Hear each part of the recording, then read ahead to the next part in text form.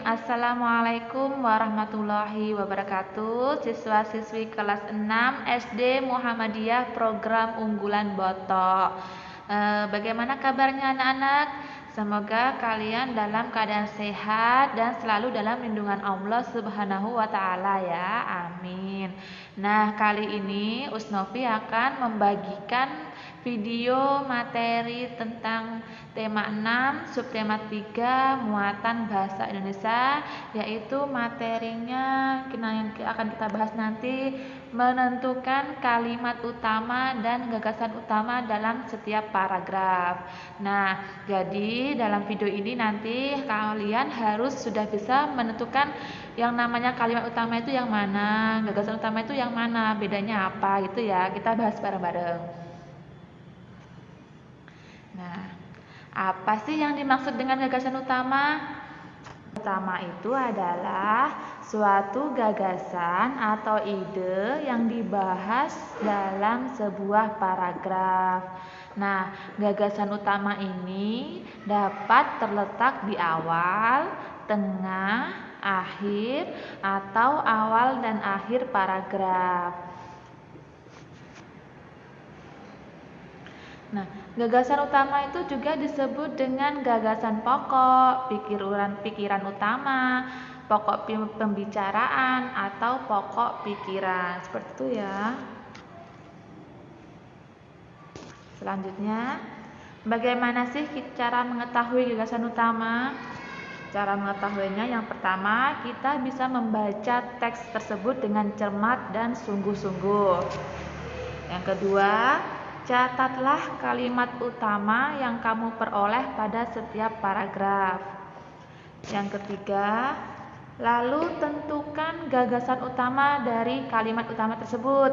Jadi, di sini yang nomor 2 itu kan disuruh mencatat kalimat utama yang kamu peroleh pada setiap paragraf. Jadi, sebelum menentukan gagasan utama itu, kita harus mencari dulu kalimat utamanya.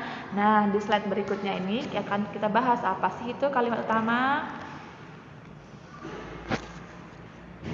Nah, apa yang dimaksud kalimat utama?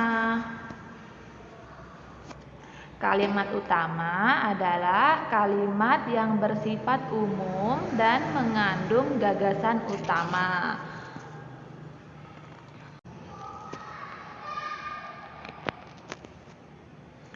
Gagasan utama yang terletak di awal kalimat itu disebut dengan paragraf deduktif. Sedangkan gagasan utama yang terletak di akhir kalimat disebut paragraf induktif. Sedangkan yang ketiga, gagasan utama di awal dan di akhir kalimat disebut paragraf campuran. Nah, jadi gagasan utama itu kan tadi letaknya ada yang di awal, di tengah, atau di akhir, atau di awal dan akhir. Nah, kalau di awal tadi namanya deduktif, kalau di akhir namanya induktif. Itu ya, kalian harus ingat ya. D itu berarti awal, in berarti akhir, begitu. Nah, sekarang kita belajar menentukan kalimat utama dan gagasan utama dalam setiap paragraf. Ustazah ambil teksnya ini ada di buku paket Bu Penamul, paket 6C, halaman 72. Kalian buka bukunya, terus kalian baca bareng-bareng ya. Menjaga kebersihan tubuh, ini paragraf 1. Kita baca dulu ya. Tubuh kita harus sehat agar kita dapat melakukan kegiatan dengan baik. Salah satu sebab dari timbulnya penyakit adalah kurang menjaga kebersihan. Kita bisa menjaga kebersihan mulai dari diri sendiri. Contoh yang paling mudah adalah mencuci tangan sebelum makan. Menginjak masa pubertas, banyak perubahan yang menuntut kita untuk lebih menjaga kebersihan diri. Misalnya, kelenjar keringat menjadi lebih aktif dari sebelumnya. Tubuh menjadi lebih banyak dan sering berkeringat. Wajah sering basah oleh keringat. Rambut pun juga sering basah karena keringat. Nah, dari paragraf 1 ini kira-kira kalimat utamanya itu yang mana? Jadi ini intinya tentang apa? Nah, kalimat utama itu dari teks ini kita dapat di awal kalimat ya, deduktif berarti ya ini kalimat utamanya yaitu tubuh kita harus sehat agar kita dapat melakukan kegiatan dengan baik. Kalau kalimat utamanya ini berarti gagasan utamanya seperti apa? Gagasan utamanya simpel saja, tubuh sehat, seperti itu ya. Sekarang kita lanjut paragraf 2, masih ada di halaman 72. Kita baca dulu. Tubuh yang berkeringat menyebabkan debu mudah menempel. Apabila kita tidak sadar akan kebersihan, akan timbul masalah. Misalnya, tubuh menjadi gatal-gatal, rambut berketombe, dan timbul jerawat di wajah. Oleh karena itu, kita harus selalu menjaga kebersihan tubuh. Caranya adalah dengan mencuci tangan, mandi, keramas, dan mencuci wajah secara teratur. Nah, itu isi paragrafnya. Sekarang kita tentukan kalimat utamanya. Kalimat utamanya ini ada di awal, tengah, akhir, atau awal dan akhir. Nah, kalau ustazah ini cari kalimat utamanya itu ternyata ada di akhir kalimat. Berarti ini namanya paragraf induktif ya. Kita baca kalimat utamanya yaitu kita harus selalu menjaga kebersihan tubuh. Itu ada di paragraf terakhir ya. Nah, setelah kita tahu kalimat utamanya, kira-kira gagasan utamanya apa? Gagasan utama ini kita cari dari kalimat utamanya ini ya. Berarti gagasan utamanya adalah harus sadar akan kebersihan. Nah, jadi paragraf 2 ini kita membahas tentang pentingnya kebersihan gitu ya. Karena nanti kalau nggak bersih, kita akan gatal-gatal, rambut berketombe, wajah berjerawat, dan caranya biar tidak mengalami hal-hal itu, ya kita harus menjaga kebersihan dengan cara mencuci tangan, mandi dengan keramas, dan mencuci wajah secara teratur, seperti itu ya. Nah, kita lanjut materi selanjutnya.